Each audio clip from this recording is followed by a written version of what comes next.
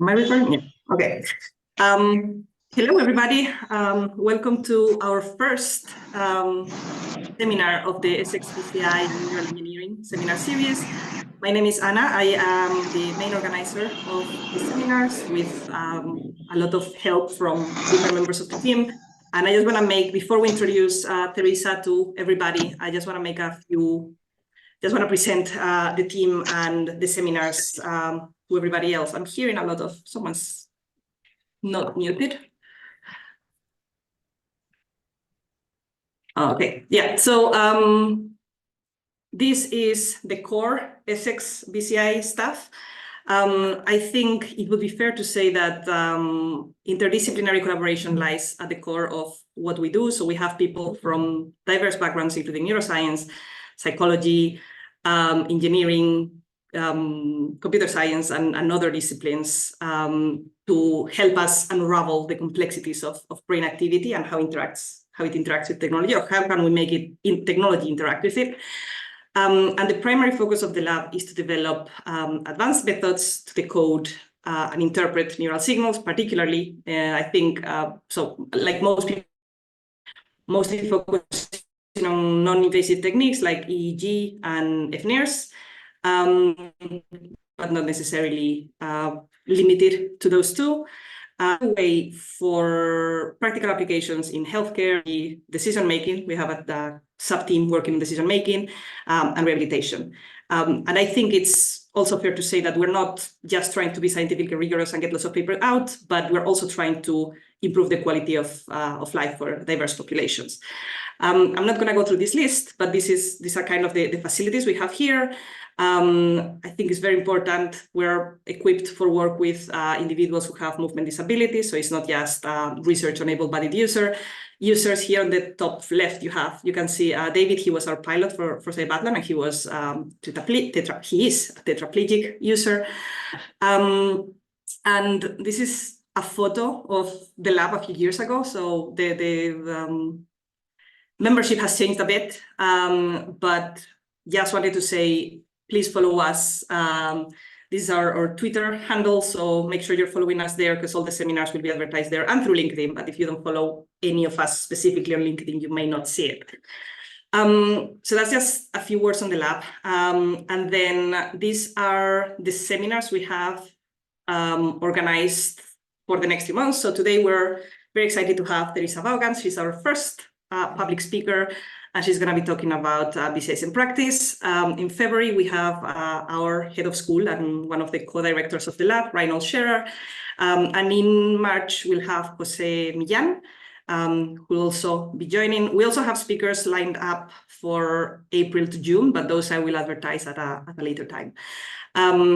You've probably, so the ones, external people will have seen something similar to this slide, which is how I advertised Theresa's on LinkedIn and Twitter and everywhere I could think of. And we'll do the same thing for the future one. So everyone who already signed up externally and said, yes, I'm happy to be contacted in the future, you'll automatically be informed of future seminars. If not, we'll advertise it in the similar way so people can we'll have a different QR code here, so you can they can sign up as they want. So Theresa, she's a research scientist and manager at the National Center for Adaptive Neurotechnologies, which is in Albany, New York. For 30 years, her research has been focused on the use of EEG-based BCIs for communication and control, specifically focusing on applications for people with ALS, amyotrophic lateral sclerosis. She serves on the board of the International BCI Society, and she's the chair of the advisory council for the NeuroAbilities Project at the G3ICT. I'm hoping that's how we pronounce it, how we call it. And today she's going to be talking to us about, well, her experience on using BCIs in real life and practice. So I'm very happy to have her as a speaker, and I'm going to give her the screen. So she will be joining now. She will be sharing now. Hopefully she'll be able to unmute herself and I haven't accidentally muted her forever.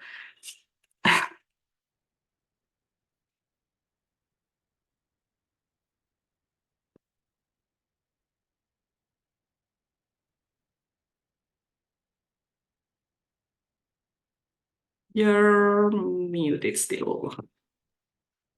There you go. Yep. Do I have the right screen showing, Anna? Yeah, you are. So, well, thank you very much to Anna for organizing the seminar and for inviting me, and for all of you for coming to listen to a bit about brain-computer interface in practice. It's a pretty august company that I'm speaking to. So many of you have perhaps have more experience than I working with people with disabilities. Normally, I'm the last speaker in a series because everybody else talks about how to put the BCI together.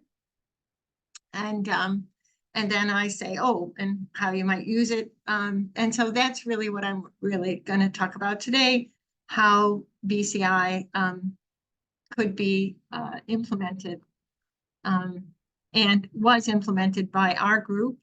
I don't know if I need that. Wasn't implemented by our group over the years, and some take-home messages that we have. So see if I can advance this.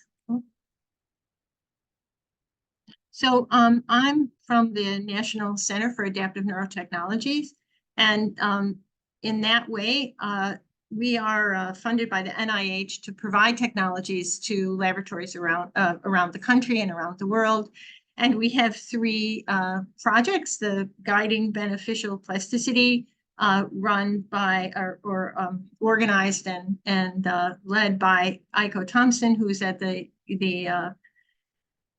Medical University of South Carolina, and then we're characterizing and modifying cortical processes, and that work is ongoing at Washington University in St. Louis. And then the central location for the studies and directed by John Wolpaw, who also organizes the whole project at the Stratton VA in Albany, New York, and that's laboratory and clinical systems.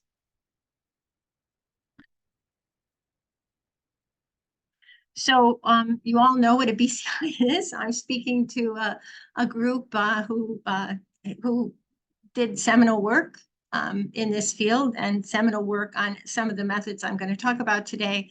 And so this slide is unnecessary. I'll just say briefly for those of you who may not be familiar with BCI, who might have come to the lecture from outside Essex. The BCI collects signals from the brain, and they could be metabolic signals or electrical signals. Once the signal is acquired, there's feature extraction, feature translation, and then that feature translation is translated into could be translated into a number of different things, applications that replace, restore, enhance, supplement, and improve. And here we've added a sixth circle because it's been clear, it has become clear to us since we defined BCI in this way in the laboratory in 2012 that BCI is a wonderful tool to investigate both underlying mechanism and to look for biomarkers and to investigate into the central nervous system. So BCI use is a new kind of skill. And I have this study here from 2005 by my colleague, Dennis McFarland, and in our laboratory that shows that people learn how to control their sensory motor rhythms over weeks. And this is a 10-week a slide that shows these subjects in their first week of control and in their 10th week of control. And it's an example actually of how some people learn and some people don't. In fact, the point of this slide was to say that most people don't have control in the beginning, but by week 10, you can see that there's control in A, B, C, D, and E. But the interesting thing here is that in D and E, those individuals originally were using EMG. And gradually, using operant conditioning methods, they learn to control it with their EEG. So this is a process that the central nervous system is quite familiar with. Some of you may have heard John Walpott speak about this at the BCI meeting. We're calling this a behavior, using BCI as a behavior like other behaviors that are operated by the central nervous system. The central nervous system job is to act through muscles. So this is a new kind of behavior, and it involves both the adaptive behavior of the individual and the device. And the sum of those requirements that for that behavior, John Walpott is called a hexer. And he's called BCI a synthetic hexer because it's something new for the central nervous system. And this may give us some insight into why BCIs, for example, don't get much better. That they, so learning how to manipulate a BCI in the context of how the central nervous system learns and remembers is an important thing to keep in mind. Okay, so who needs a BCI? So about 100 million people worldwide could use a BCI, and they have all kinds of disabilities related to brain injury and disease. And so it's a big number, a very big number. And that's the hope of the tremendous amount of energy and research that goes into this. And I have to say, I'm impressed that your department and the people who are gathered in the department at the University of Essex seem very committed to this purpose of making BCIs that will help people. So in 2016, Chaudhary reviewed in Nature Reviews for Neurology the field of clinical BCIs, and here are the sum of the clinical trials that were undergone in 2016. And this is after the first demonstration of BCI in use by Bierbaumer in 1999. And of course, before that, even by Sutter and Donshin in the 80s and 90s. So here we have the few studies that are underway in the world. And this is demonstrated dramatically by a review in PubMed just the other day, which is the same as, I think, in Europe as the European PMC. Here we have almost 8,000 articles cataloged on this PubMed since 2000. And here on the right, we have demonstrated the number of papers that mention clinical trial or have the word clinical demonstration or clinical anything. And I know from reviewing some of those abstracts that most of those papers actually say this could be used in a clinical trial. So we're talking about 3% mentioning clinical use. And so I guess the point here is that the University of Essex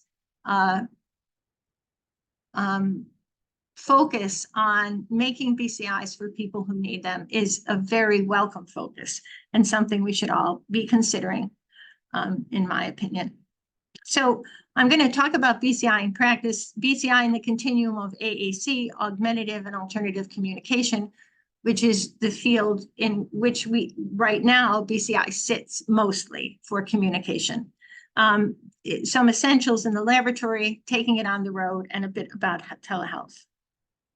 So here we have the reasons why you might want to make a BCI for those folks who are on that list. These are the human beings who are affected by disorders of consciousness or stroke or cerebral palsy, spinal cord injury, and ALS. And my talk is going to focus on, as Anna spoke earlier when she introduced me, on people with amyotrophic lateral sclerosis. Amyotrophic lateral sclerosis is a progressive neurological disease that affects about 30,000 people in the United States and a commensurate number worldwide. It's progressive. It's usually diagnosed in the 50s. It's diagnosed much more frequently in males than females. And it's a terminal disease. And there is still, after many years of research, there is some insight into the genetics of some types of ALS, but still no real insight into idiopathic ALS, which makes up about 90% of ALS sufferers. So people still need augmentative and alternative communication, because eventually people with ALS progress into a locked-in state where they're moving nothing but their eyes. And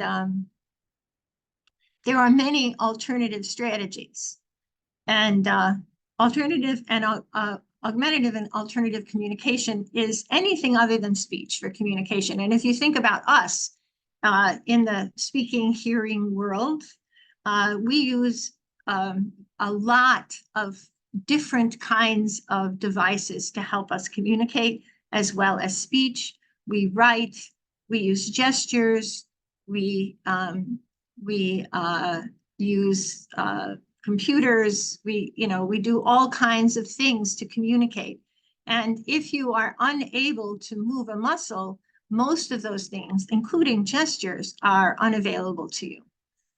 So a BCI it would be an addition to the continuum of AAC, and a well-designed system, AAC system, according to Buchelman and Miranda in 2013, is a well-designed system that's flexible and adaptable. It maximizes the ability of the individual, and it goes across environments. And so a very important aspect of BCI research for people who need a communication device and need a BCI would be to keep this very well-worn information from the AAC community, that we may make devices, but we have to make useful devices. We have to make devices that people can use and use in many circumstances. So this is the continuum of AAC. As I said, we all use mice, and that's at the one end. Now we swipe. We swipe on our computers and our phones, and that's a big addition to AAC. Many programs exist, for instance, on the tablets that are low cost, and swiping is something that many people can do when they can't click or scan reliably. There are switches that use breath. There are switches that use tiny EMG twitches. And of course, there's eye tracking. And then at the end of this continuum is BCI. And when I started my research many years ago, eye tracking was not a viable alternative for people with ALS. And if someone called me, I would say, oh, well, you can spend $25,000 on an eye tracking system, but it won't work reliably. You'll have to calibrate it every time you want to say something, and someone has to know how to use it, and it's complicated technology. And in many ways, BCI would be better. Over the years, eye tracking has gotten much better, and its use has, well, in the population I work with, in the ALS population, has gotten much more, has lengthened in the across the disease, so across the progression of the disease, so that many more people use eye gaze more efficiently and effectively. And I have to say, the things I used to say about eye tracking, I now kind of say about BCI. It's a little bit awkward. It requires some technical sophistication, and it's kind of slow. So shame on me. anyway, so there are some fundamental questions that we have to ask whenever we're thinking about creating an AAC device, any device, and I'm sure that you guys as engineers know this better than me. When you're thinking about developing a medical device, you want to know who can use it. Who are the people who need it? So we have a population. We've established that there's populations that need BCIs. Can it be implemented in a form suitable for independent use? So is it something that can only be used in the clinic? Or is it a specialty device? Is it for a treatment? Is there dosing? Is it reliable enough to be used by an individual?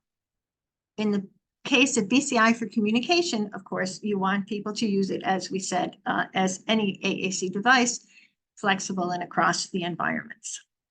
Does it get used and how is a question that you should be asking if you're implementing a BCI for people who are impaired. And does the BCI improve their lives? So these are the questions that I asked in 2006. So maybe some of you weren't born then, but I'm still asking them. I still think these are the required questions. So let's talk a little bit about the essentials in the laboratory. So it's straightforward in some ways now because of low cost equipment and processing power and all of the sophisticated kinds of caps that record EEG, the cost of the amplifiers. In some ways, it's straightforward to put a BCI together. You can write the software. There's software available. BCI 2000 is available. So you can put a BCI together. But what you need to have is a signal, a feature of the EEG, and this is for EEG-based or any BCI, I think, implanted devices or devices that rely on ECoG.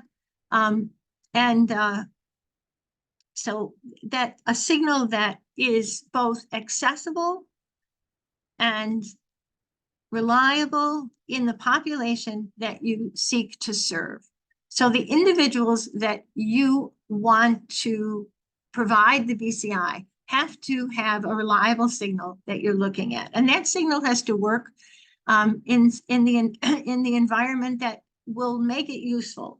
And so here we have these two studies, one by Farwell and Donchen in 1988, where Manny Donchen and his colleagues demonstrated that people with an individual with cerebral palsy, I think it was cerebral palsy, could use this 6x6 grid and the principles of the oddball sequence to make selections and to make selections reliably. And of course, most of you are experts in this evoked potential realm. And so I don't have to say much about how this is, but whatever device you're developing, whatever application that you're interested in, has to have the underlying physiological support from the central nervous system. And so, knowing your anatomy and physiology becomes very important. And as Anna said at the beginning of her short presentation about the series, the University of Essex has an interdisciplinary team. And so this is a little homage to that goal of interdisciplinary. So here we have what we made, and everyone is familiar with this grid. We made a grid like Donchen's grid because it was the lowest hanging fruit. And we thought, oh, how can we help people communicate if we can help them at all? And we created a small suite of applications, kind of like, it reminds me, I don't know, many of you don't know, but it kind of reminds me of what Microsoft Office was before it was Microsoft Office. There was a company that had a suite of 5 applications like PowerPoint, and they were terrible, but they worked, kind of. And you could get them to work. So we created a suite of applications that we could keep track of so that we could evaluate the process of individuals. So we had a signal, and we had applications, and we had a population. So the first studies, and this is also from 2006, the first studies that we did were, we defined the individuals that we were going to test this on. And this was not, this was extended into home use, but actually these were the people we looked for in the very first instance. About 25% of the individuals who can't come into our laboratory, we like to keep potential consumers. We like to call them potential consumers. So it's a good idea if, for instance, you're including people who actually might use the device. And I can't say enough about how valuable it is to have those individuals involved from the very beginning in your research. And for instance, the first person who was locked in, who came into our lab, did not use a P300 speller. We trained them to use we trained them to use sensory motor rhythms to move a cursor up and down. And our idea was, once we get yes and no, we would progress to something more sophisticated, a simple speller. However, what we noticed immediately was that this was a very, as I said, it takes some practice. And this gentleman came in 3 times a week for many months, and we learned a lot from him. Eventually, he used the P300 speller. But having him involved, although we published very little about his work, informed our work, you know, our experiments with him in the laboratory, informed our work in a way that I don't really believe we could have gotten in any other way. And I also want to say that a word about failure. And so some people who came to our lab in that 25% in those early days, we weren't successful with. And I have a couple of people in mind. One individual who came on their own steam from Philadelphia to Albany. They stayed in a hotel, and we attempted to train them. It was an individual who was no longer using his eyes. We were not successful, but that opportunity to work with that family was really seminal in my development. We failed completely to allow him to communicate. And I failed many times. And so I count those failures as very valuable for the research. So anyway, so then we had to see if they could use it. So we had a population. These were people on the edge of their technologies. They could answer yes or no, so we could find out, for instance, if they wanted to participate separate from their families. Many families would like their loved ones to participate in such a trial. We wanted to know that the individual was motivated and would participate voluntarily. We also wanted to know something about whether or not this device could work across the spectrum of ALS patients. So people with ALS get diagnosed and gradually lose control of their muscles. And so here we have, we used BCI 2000 that was developed by Gerwin Schock. We had the application that I showed you. We used the P300 as the signal, and we tested people here on the y-axis. We have the ALS FRS functional rating for the individual. It's a 50 point or 48, depending on which scale you use, 48 point scale. And here we have it to 25. And we had on the x-axis, we have the accuracy for letter selection.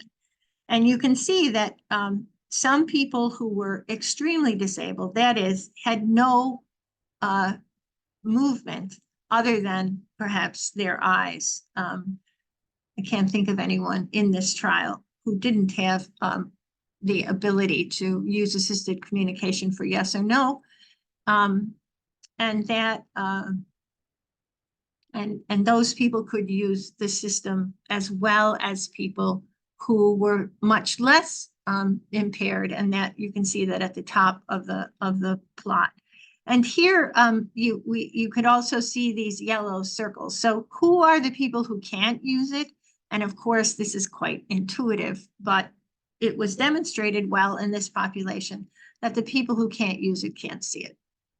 All of the people with yellow circles had some kind of visual deficit, and that was quite an interesting journey as we use this with more and more people, teasing out exactly what that meant. And perhaps I'll talk a little bit more about that later. This is work largely undertaken by myself and Lynn McCain in the lab. So something to use and training and support.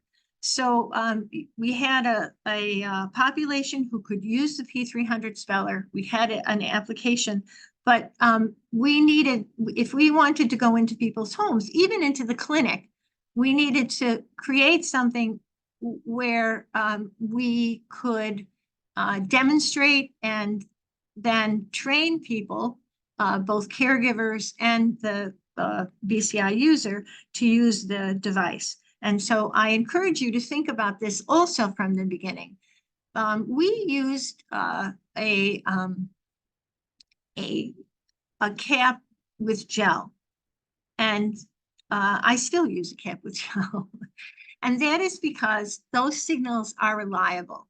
And what we found out, and we found out rather quickly, is both people who are motivated to use a BCI for communication do not, in large part, mind getting their hair wet, and they do not mind having gel on their head. They do not mind the process of putting on, doffing and donning. However, we also discovered that caregivers do mind, and this is because they need to clean up the hair afterwards. So we quickly transitioned to a dry shampoo to try and make this easier for the caregivers, but we did not relent. There are some systems, some dry systems that work very well, that records signals that you can, that are more reliable now than when we started this project. But we felt that it was more important to get a signal, because without a signal, of course, no BCI. So then we wanted something to keep track of the use of the BCI. And so we had an online tool. We made an online tool that we asked the caregivers to use every time they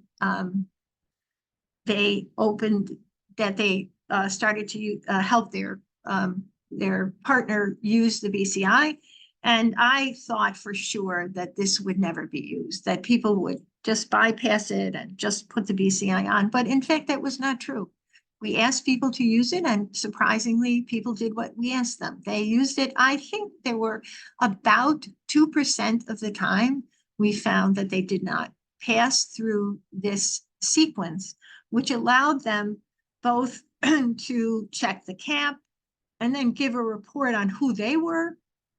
So for instance, if we trained Elena and Maria and Alan in the house, and we saw that there was poor BCI use on Tuesdays, and then we found out that it was Alan who was the caregiver and who was setting up the BCI on Tuesdays, that would mean more caregiver training as opposed to fixing the BCI.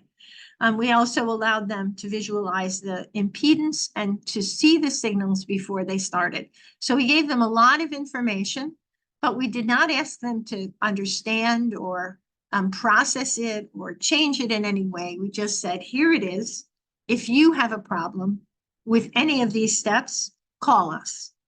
So that's another thing that is very is something to take into consideration when you're planning a clinical trial, and that is how much support. So you have to do the training, and then you have to know about how much support you can afford in your laboratory. And so the more things you can automate, the more things that you make transparent, the better you'll be. And this, I can't tell you how valuable this small program that was written probably in a day or two with information from us in the field by my colleague, Steve Carmack, and how what a difference it made in terms of training. So as I said, we needed a cap with reliable signals, and we did a lot of research. In fact, we worked with the Altran Foundation, and we developed a cap, a strappy cap that was great in terms of comfort and doffing and donning and flexibility. And the problem was, and here you see a one sort of implementation of that. The problem was the headrest. This also we developed as an individual. This plastic casted cap was developed for this individual who was also our laboratory colleague who had ALS. And Catherine, we casted Catherine's head, and we made a very individual light cap. It was great. The signals were terrific. Again, we were stuck with a cap that moved on the head because of various headrests. So I think back to involve the people who you're gonna work with.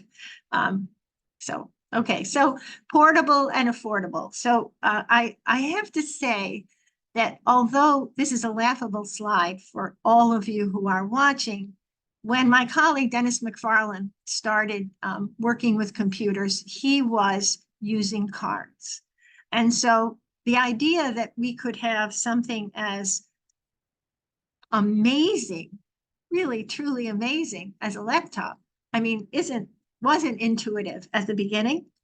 But of course, if you're going to scale up your device and you're going to try and implement it in a number of locations, you have to take into account how you can scale up. So it has to be portable, and it has to be affordable, and you have to be able to have enough redundancy that you can provide people with replacements rather quickly, because the BCI must be operational. So safe and reliable data transfer. So that was another problem to solve. We had to get the safe and reliable data and data transfer, and there was an issue. There are issues of privacy. So we had to, when we passed the human studies, the ethical approval, one of the questions that they asked was, what will you do about people's private messages?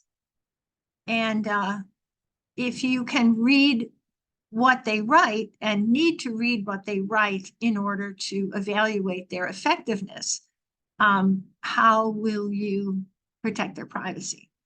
And so we had to implement on each screen a privacy key. And that had to be accessible for each user, because they had to turn off our keystroke recorder so that they could have private messages. And again, privacy, over the internet is an issue. And so, and data reliability, that is that we kept all the data, that all the data got transferred, and it got transferred every day so that we could look at it, which is the only way we could support it. We had to know something about the systems before the users knew. And so we had to implement something called, what we called in the beginning, a heartbeat, although John Wopaw told us we couldn't call it that, because what if the heartbeat stopped? Then there were bad implications for that. So we called it something else, but I don't remember right now what it was. But anyway, that was something that came to us that the system recorded every 15 minutes. So the BCI has to be available. It has to be reliable in the environment and available. and portable, better, because if you can move from room to room, if you can move it from room to room, and that is not a trivial engineering problem, and one I'd like to see you guys solve, because we, of course, had a tabletop system when we began. We moved to a more flexible system that used a pole and things like that. But that is quite still not solved, I don't think, anyway. That whole idea of how a portable system can move with a chair, and I know that Van Steensel paper in New England Journal of Medicine in 2018, I think, or 2016, demonstrated that they could use the BCI outside, that they had appropriately gauged the screen brightness so that they could use it outside, but that is also an issue. And of course, we're stimulating, we're using a prompt for people. And so it's not just that they have to be able to see what they're doing, but also we have to be able to provide the prompt. Okay, so how did we know? We got the data every night, and it was transferred with an rsync protocol. And so we knew if H3 or X2 were had the system available and had used it when they'd last used it. And so we had a protocol where we contacted them once a week. We asked them to calibrate it once a week or once every 2 weeks. And so we could see how that was running. So X2 used the system very often. If he wasn't using the system, then I could, after a week, I could call up and say, okay, what's going on? And if I saw that it wasn't used, because of course, people might not want to use the BCI. They might be busy. They might have relatives visiting. They might go on vacation and not take their BCI. So all these things have to be taken into account, but still the BCI has to be available. And sort of the deal was that they use it when at least once a week. So taking it on the road, all of those things in consideration, you have to test whether it's reliable and it can be scaled. So we were very fortunate in our first user. And how am I doing on time, Anna? Am I okay? I think we said about an hour, so you would have 15 minutes left because we started a bit late anyway. Yeah, okay. So it's reliable. Is it reliable in month 4, in month 16, in month 28? And this is work by my colleague Eric Sellers, where he demonstrated that, yes, in fact, we could see a P300 that was very much like the P300. This in some ways is misleading in the sense that there were plenty of trials where we didn't see this. And so single trial, we didn't use single trial. It wasn't a single trial system. So for instance, Anna, you may have some different experience with the RSVP. I know that there's more reliability in single trials, but single trials would be nice. But it wasn't what we used, but we did find similar P300s across the months of use. This guy used the system for about 6 years, actually. But in the first 800 days, we saw a fairly consistent use. And his average was about 85. As I'm sure everyone here knows, if you drop much below 85, you don't have a very useful system. And you can see the slope is slightly down, but over 800 days, not significantly, but eventually people stop being able to use the system. And that's, of course, something that also has to be addressed. We used it for these 14 people over 12 to 18 months. And if you see this very colorful pie chart, which I've grown less affection for, but the red is communication. That means email and, or I'm sorry, that's direct communication. The orange is email. The yellow, interestingly enough, is calibration, We did not ask people to calibrate regularly. In fact, the gentleman who used the system for 6 years used it for about 3 years without us ever changing the system. So measuring how they used it, as you saw, we measured the calibration. In the case of this gentleman, he voluntarily used copy spelling every time he used it, and he used it at work. And here's what he said when we asked him if it was useful. He said that he was running his lab with the BCI, and this made it possible for him to continue to work. So how are some other people used it? They used it at work, at home. The University of Pennsylvania, this is the guy who you just saw. They used it to communicate with their loved ones. Here's an example of utterances generated by the individual that had no context, which is very important. So autonomous and self-generated communication we felt was important to take note of. Many people asked for their personal care, made appointments. In one case, the gentleman ran his entire household using the BCI. He ordered people around a lot. And then in the most dramatic use, I think, of the BCI, in my experience, we had one gentleman who was in a very unhappy marriage, and his wife had quite a bit of control, both of his resources and his actual physical environment. And he spent the summer working on a document. He was an attorney. He'd spent the summer working on a document and then used that to testify, to change the power of attorney, and to obtain a divorce. So it can be useful, but we found out many things that were bad. It's accurate but slow, and so better methods are necessary. So please, better methods, functional but not spontaneous.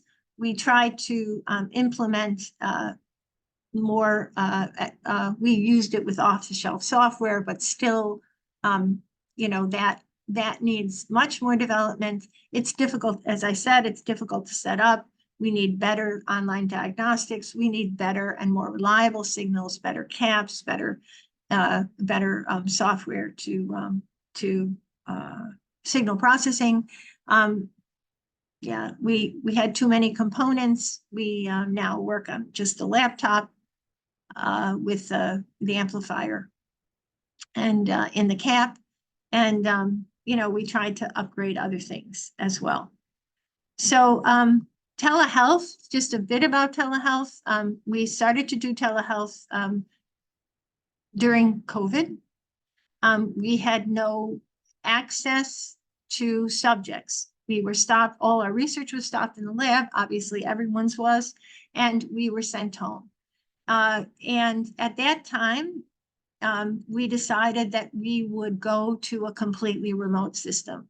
So we had to develop an idea of how to introduce this without a home visit, which we had home visits. Even though we had online training and online monitoring, we set up the system and gave the training, the initial training, in the previous studies in person. And in this case, we just thought, okay, let's give it a try. So we developed a new task, and this is also something that came out of the previous research. We worked with the Shirley Ryan Ability Lab with people who were extremely disabled. And in fact, we developed this task for an individual who had no, who was completely locked in. And the idea here is that we collected SSVEP, an SSVEP signal, and used a frequency, 7.5 frequency, to both visually and auditorily give feedback. And this was an intentional task that allowed us to introduce, to provide the equipment, to set up the equipment, to calibrate the equipment, and to introduce BCI to the users. And these are 4 things that, of course, I would have done in person, but I had to do this online. And the music box works like this.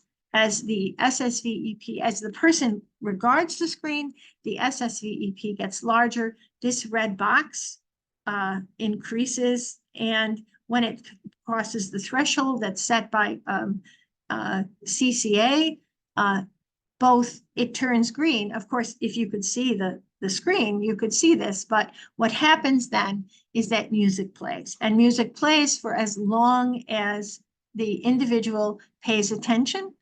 And thus, we encouraged people to appreciate and to keep the music playing longer.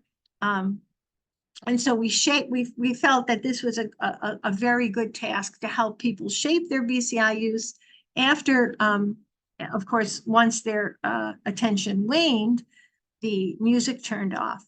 And so we are in the infancy of this work, but we are hoping that we can then add 2 boxes for yes and no for some individuals. We have for this, and just let me say that the idea of this task was not to capture information, yes and no information to begin with, but simply to introduce the notion that people, if they use their EEG, if they paid attention, could get some response. And of course, this refers you back to some work by, I guess, perhaps Sebastian Halder was involved in developing the idea that people who are experiencing the locked-in state may no longer interact with their environment in a cause and effect, in a manner that demonstrate cause and effect. And this is a very important step, to give them cause and effect, to have some, I believe, to give them some way to have an impact on their environment, and some straightforward way. Of course, the threshold setting was the key. So here, the way we did it: introduction, delivery and assembly, practice, independent use. And so we had televisits. They could have as many televisits as they wanted. As they needed, we helped them understand what good signals were. We helped them assemble the system. We followed these 2 individuals with their use, and for S2, a 46-year-old man who unfortunately passed away during the research, we saw some difference between the SSVEP when he was attending and not attending, but not much. Nevertheless, there were trials, and this is an average, there were trials where there was a clear difference, and we felt we were making some progress. But obviously, this person who could move their eyes in a limited fashion could use the system very well. There's a lot of needs here, and so one of the things we worked on was automatic calibration. We did this simply by giving scene searching, using a scene searching, so that people could choose the items as we mentioned them, and then we would convert the answer offline and develop. So there was no need for them to read or to do something strategic. Some work underway with Essex, just underway with Essex University, with Professor Scher and Dr. Halder, are asking some questions related to how P300 event-related potentials might provide insight into the impact and mechanism of TAVNS. These are my guys, many of them now still working with. This is just an homage to my colleague, Dennis McFarlane, who passed away during COVID. These are our support. And thank you. Questions? Thank you very much. That was great. That was a really good talk. Well, first of all, let's clap, everyone. It's not me. Okay. So thank you, Theresa. That's the awkward point about Zoom. It's like silence. I guess the best thing is for people to, so if people have questions and they're not shy to unmute themselves and ask them, just raise your hands and we'll give you permission. So we'll just have a kind of sorted queue. If not, just type them in the chat and we'll read them out loud and Theresa will hopefully respond. And while they get their courage on, I wanted to ask you, I mean, you've kind of talked about the calibration towards the end, but I was wondering what's your on the experience, or specifically those later projects that you talked about, in which you do mention calibration a bit more. My question was whether you think, so in BCI at the moment, there seems to be a trend towards, you know, deep neural networks that would allow us to do transfer learning, so calibration is almost not needed. And my question was, do you think we need something like that or along those lines? Is calibration a big barrier to acceptance by users and by nurses, let's say, like people, the carers and the final users? Is it one of the main issues, would you say? No, I wouldn't say it's a main issue. But I do think it's interesting. And I think that your question has a lot of layers in it. So more sophisticated methods of providing information to a system are certainly available now than they were when it was Eric and I in the lab trying to figure out whether or not, you know, the person could have a better set of weights based on their recent data.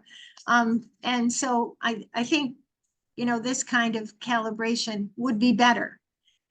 I think two things that are interesting to me, and I don't know if this is true for brain painting. Sebastian, maybe you know, that and Reini, you've done some telehealth yourself some years ago in Graz.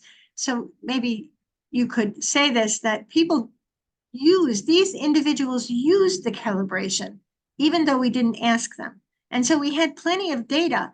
And one of the things that we noticed was they used it themselves as a sort of startup exercise, like you might hit the tennis ball across the net. And so we kept saying, you know, you don't have to do this every day. But for instance, our first user, he would do calibration until he got 100, and then he would go and work, right? So I think there's something in that. And of course, it's not exactly calibration because we didn't use those data to realign the system, but rather there is something in it about how giving people a task. I think in Utrecht, they use whack-a-mole. So they start people start the system by using whack-a-mole, and that just gives them, you know, the whack-a-mole game where the gopher, yeah. So anyway, so I don't know, Sebastian, do you have that experience with brain painting? Well, it also seems to me that it's not a critical thing to do away with the calibration in this situation. I've never really observed that patients insist on doing it, but yeah. Well, brain painting is a little bit different, I think. Yeah, it's a different task. Yeah. So I guess they usually just want to start with painting and then do that. Yeah, but it's always been a question that came up in our work, whether it's better to calibrate every session or to keep it, you know, at fixed weights to sort of enhance the learning process by not changing the classifier too much. And I think that's true, that you kind of need a balance between keeping it stable and adapting it to changes that may occur. Yes, well, ongoing, I mean, as the disease progresses, the EEG changes. And so as the EEG changes, you may have to make, but I mean, we found it remarkably stable. So, I mean, you know, while over the course of, I mean, depending on the progress of disease, how rapid the progress of disease. So. Yeah, I think it's not necessarily because of the disease, but it may also be other influences, like, you know, maybe more fatigue due to the time of the year or something like that. Maybe. I have a little add-on to that. So perhaps my colleagues don't know, but about 25 years ago, I developed repetitive strain injury for quite a long period. And I had to use for about a year, I think, speech recognition for typing and mouth movement as well. And I can tell you that with speech recognition, if I didn't retrain in the morning, the performance would be way worse, almost intolerably worse. And then after lunch, my voice changed for some reason, and I had to retrain for a little bit, and then I would get back to the level of performance. And so I would encourage everyone to actually look more carefully whether there is evidence that the participants actually have noticed these patterns, because it wasn't required by my system, but if I didn't do it, I know that, you know, especially when I was trying to type a program, it was just like nightmarish. So I'm sure that must have been terrible. But I do think you're right. And it's nice to see you, Ricardo. I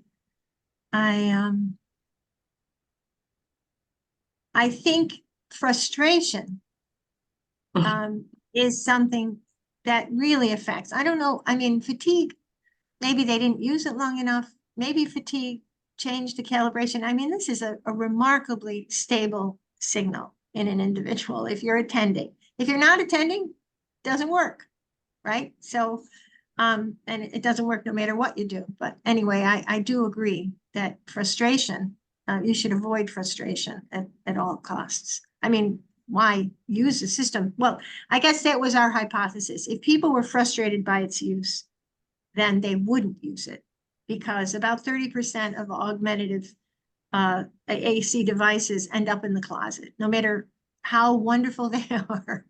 And I hope your repetitive strain injury is better. No, I'm fine with Fine. Thank you. We have a question from Rennie, I think. I don't know if he wants to comment or if it's an actual. Just comment. First, Theresa, thanks for giving the talk. Maybe just adding my knowledge. I mean, in terms of, you know, oscillation for BT100, I agree. If the signal works and people are focused, it works. If it works for many. If it does not work, then the problem is maybe even a lot of adaptation does not help a lot, because the question is why doesn't it work? But P300 is not my expertise, but I know from some experiments with cerebral palsy users, you know, even if you can focus, but maybe not for long enough. So there are many factors which, make it difficult.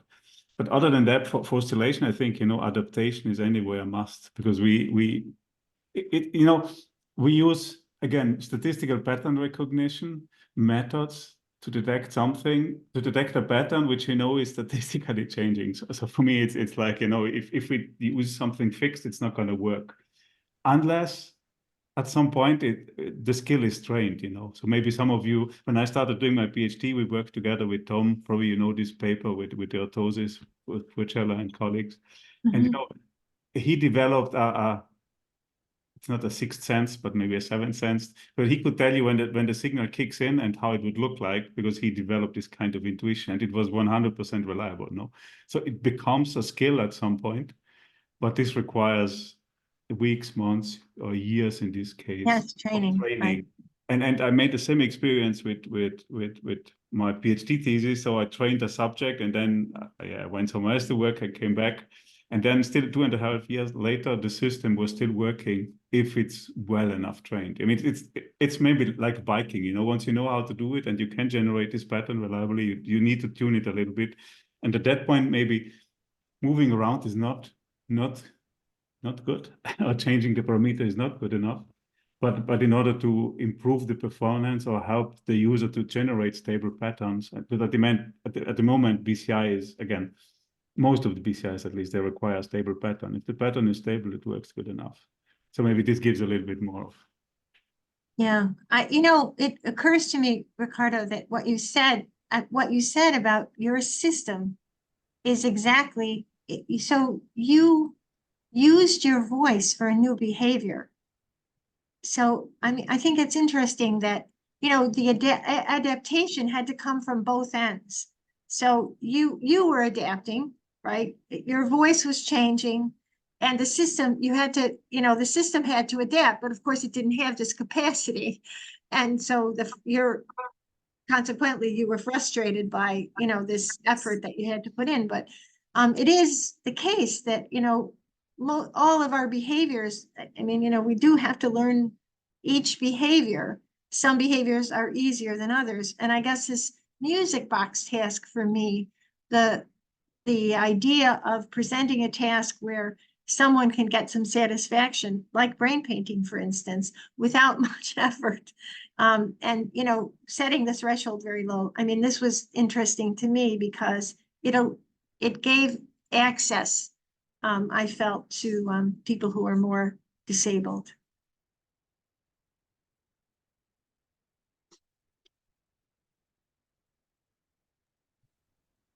All right, thank you. Question, Sebastian, question. So you had this one slide where you were showing the performance of one patient over time, and it was slightly declining. And you said that they can use the BCI until they can't. But didn't really elaborate on that. And I was wondering if you ever investigated in more detail how the switch from being able to use the visual PCI and BCI to not being able to use it occurs. I think three things happen. The first is, and all of them happen gradually all the time over the course of the disease. And so maybe this was your experience too. The first is that the BCI, the amplitude of the EEG diminishes. So the noise floor is, you know, the signal to noise just isn't as reliable. So, you know, I mean, perhaps theoretically, or, you know, I mean, in an ideal world, you could solve this problem, right? With a better algorithm.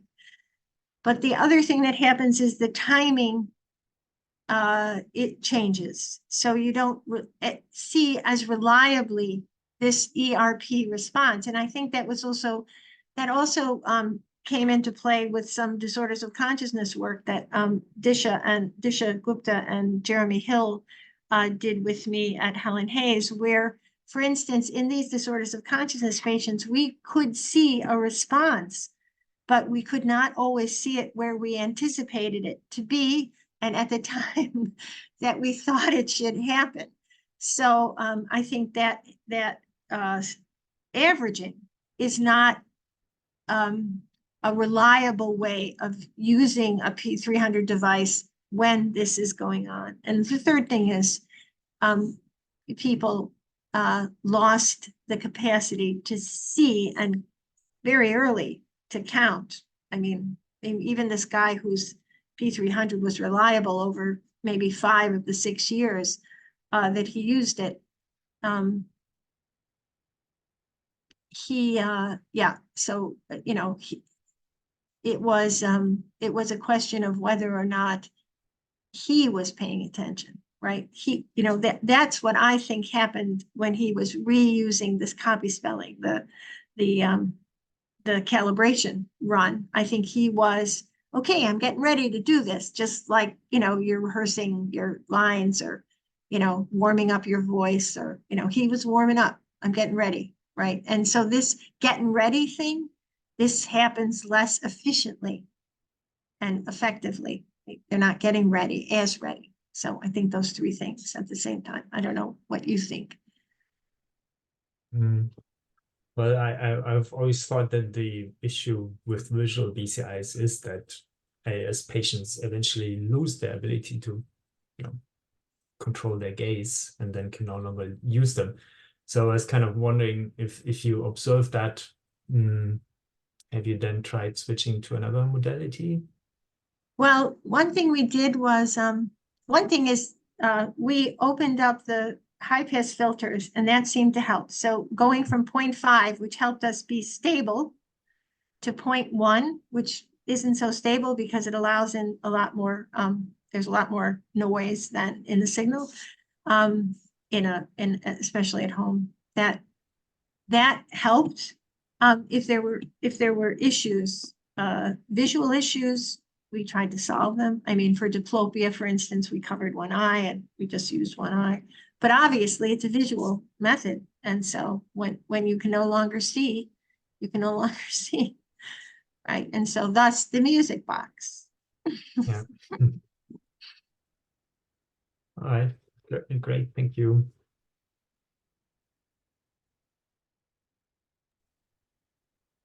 Any other questions?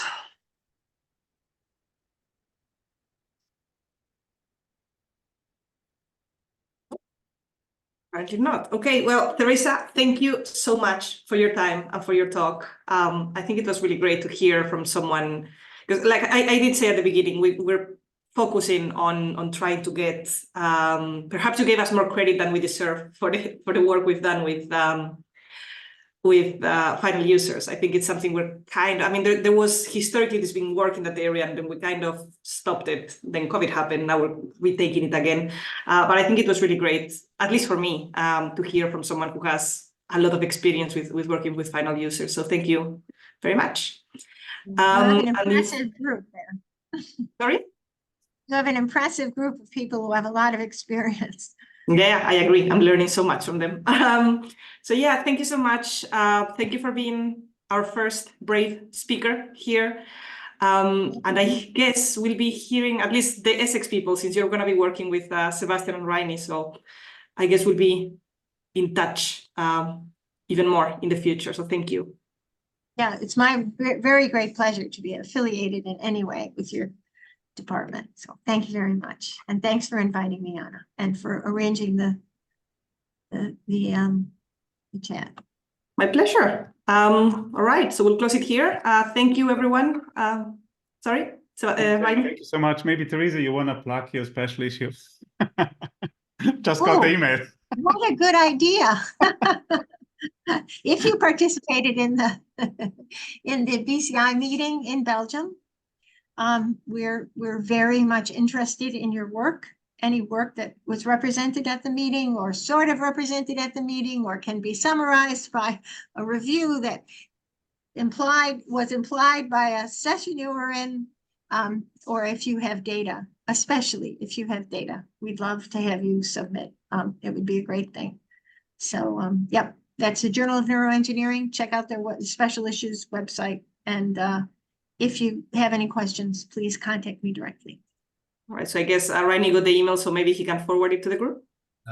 Yeah, me too. I got it. Okay. Yeah, everyone should have. Everyone who I don't have it, so yeah. You know, I can share it with everyone. And there's also the Graz BCI conference there. Oh yeah, yeah, you should say that. But which I completely forgot as well. So there's the BCI meeting. No, sorry, the Graz BCI meeting. There's a special issue, and I mean, last time